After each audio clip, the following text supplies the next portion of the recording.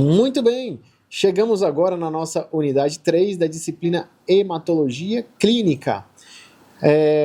Fizemos aí um acompanhamento na aula anterior, no seu módulo anterior, na unidade 2, sobre as anemias, né? A gente classificou as anemias e você com certeza foi lá, olhou o atlas, né, de hematologia clínica, e lá no atlas de hematologia clínica você conseguiu observar as alterações que eu comentei nas hemácias. Mas eu vou continuar falando sobre alterações aqui, tá certo? Nessa unidade 3, nós vamos falar sobre as policitemias, né, e as alterações dos eritrócitos. Ainda vou continuar falando sobre as alterações. Ou seja, a eritrocitose ou policitemia, tá certo? Vai ser aqui o aumento anormal dos eritrócitos totais, certo? Vai gerar ali uma elevação no hematócrito, tá? Lá no hemograma a gente vai ter a quantidade de hemácias, hemoglobina e hematócrito, HCT. O hematócrito vai estar muito alto, aumentado, né? E a hemoglobina vai estar acima dos limites fisiológicos. Porque na anemia que a gente comentou, a gente vai ter a condição para baixo, tá certo? Como se eu tivesse na fase anterior, tá? Aqui eu vou ter condição de aumento. Então eu vou chamar de eritrocitose, tá certo? Então vai ser ou policitemia. Vai ser o aumento da massa normal aqui dos eritrócitos totais ou o aumento do hematócrito, ou seja, consequentemente a hemoglobina acima dos valores, né? Esse aumento, tá, vai ser o quê? O resultado de uma produção excessiva de hemácias. Pode ser por causas primárias ou secundárias, ou a redução do volume plasmáticos em casos de problemas relativos, né? Mas o que nós podemos pensar aqui? Né? Se há uma doença primária quanto a uma resposta fisiológica, eu posso ter aqui, sim, uma policitemia, tá certo? Então, elas são tradicionais, divididas em 3 grupos principais aqui, né? As policitemias relativas, as secundárias e as primárias, que a gente vai chamar de policitemia vera, no caso da primária, tá certo? Muito bem. Então, o que acontece aqui? Vou começar pela relativa, tá? A classificação delas, a policitemia relativa, ela vai ser, uma característica dela vai ser aumento aparente da concentração de hemácias por perda de plasma. Então, um aumento aparente, né, na concentração de hemácias por perda de plasma. Qual é a causa disso? Desidratação, por exemplo. Paciente desidratado, tá certo?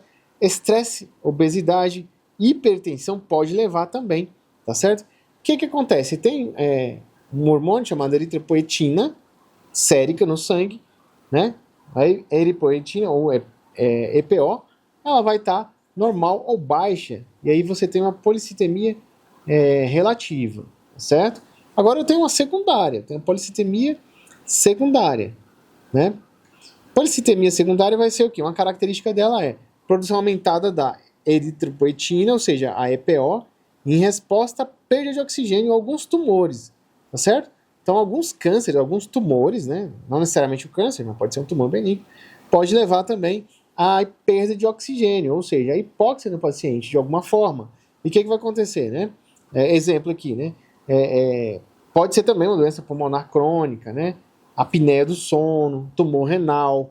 Tudo isso vai aumentar o quê? Eritropoetina e vai levar a uma policitemia secundária, tá certo? Agora vamos para a policitemia vera. Essa aqui, qual a característica?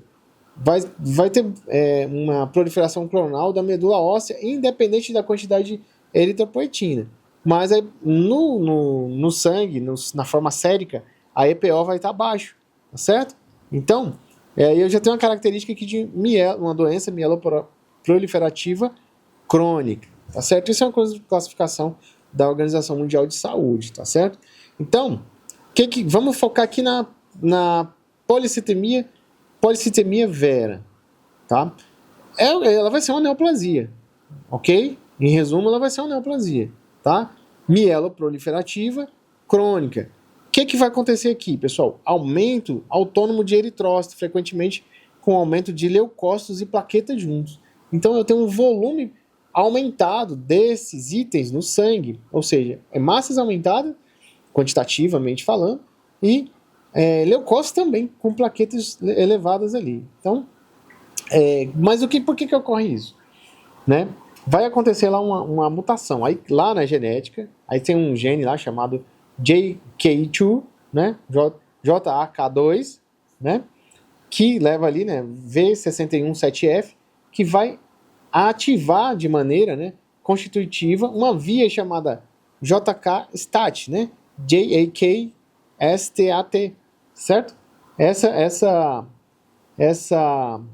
função aqui, geneticamente falando, ela é responsável por uma proliferação independente de EPO, ou de eritropoetina. Então, ou seja, não, é como se houvesse uma desregulação no processo em que automaticamente esse gene começa a produzir, constituir uma via JK aqui, né, JAK, de eritropoetina infindada. E vai produzindo. Então, ainda a gente vai ter um caso, né, dessa patologia, né, nessa mutação do gene JAK2, tá certo? O que acontece? Então vai ter que ser feita aqui uma biópsia da medula óssea para ser avaliado, né? Já é um exame mais profundo. Então a hemoglobina vai estar, por exemplo, acima de 16 gramas decilitros em homens, ou 16 gramas decilitros em mulheres. Então tudo isso é um critério para a gente poder já avaliar quando a gente olha um hemograma. A gente pega um hemograma, é um exame simples, mas você pega um hemograma e olha lá, o primeiro item dele vai estar lá, mostrando isso para nós. Hemoglobina, né? Um dos primeiros itens. Segundo, na verdade, né? Hemácias, eritrócitos e hemoglobina é o segundo item. O segundo item vai estar lá mostrando pra gente, né? Geralmente todos os laboratórios usam o mesmo padrão, tá certo? Muito bem. Então, paciente com policitemia vera, por exemplo, vai ter rubor facial, cefaleia, tontura, né? Esplenomegalia frequente, certo? Risco de trombose, eventos vasculares, né?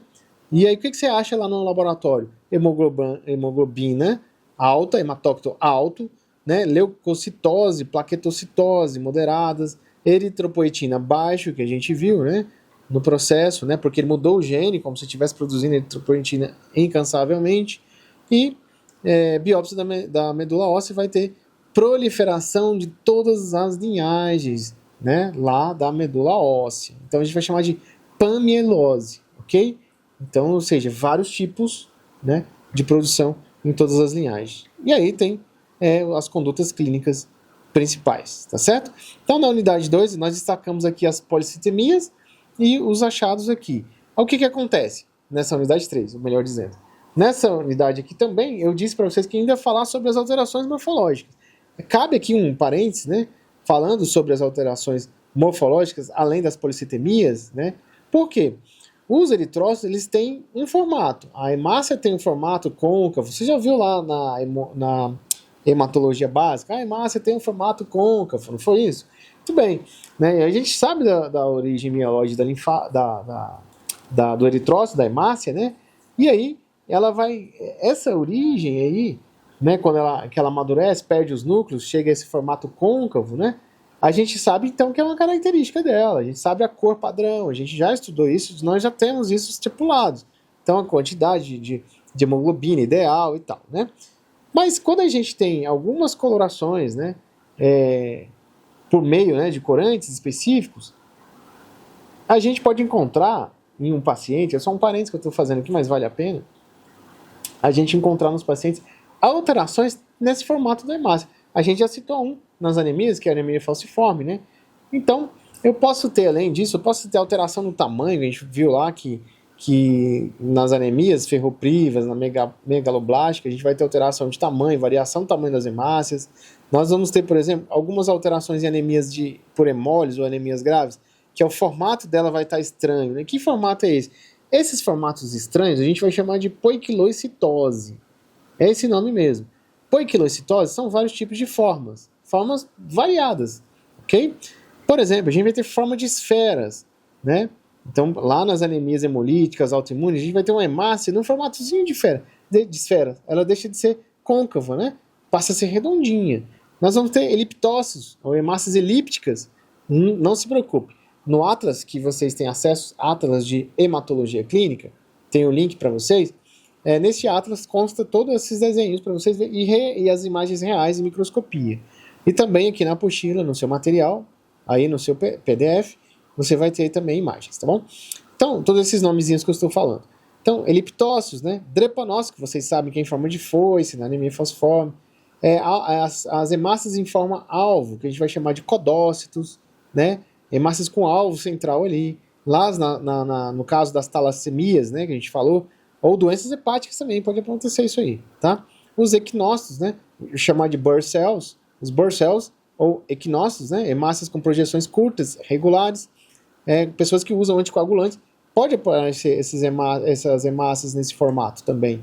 Os esquizócitos, né, são fragmentos de hemácias aqui, né, nós vamos ter isso aqui nas púrpuras trombóticas, né, em que você pode encontrar essas hemácias. Então, essas alterações eritrocitárias ou poiquilocitose, você pode ter em algumas patologias. Não necessariamente você encontrar alguma outra ali já está indicando já uma doença, mas normalmente em grande quantidade, né, a gente já consegue observar que é sim algo importante para avaliar no paciente. Muito bem, nós nos vemos na unidade 4, dando continuidade à disciplina.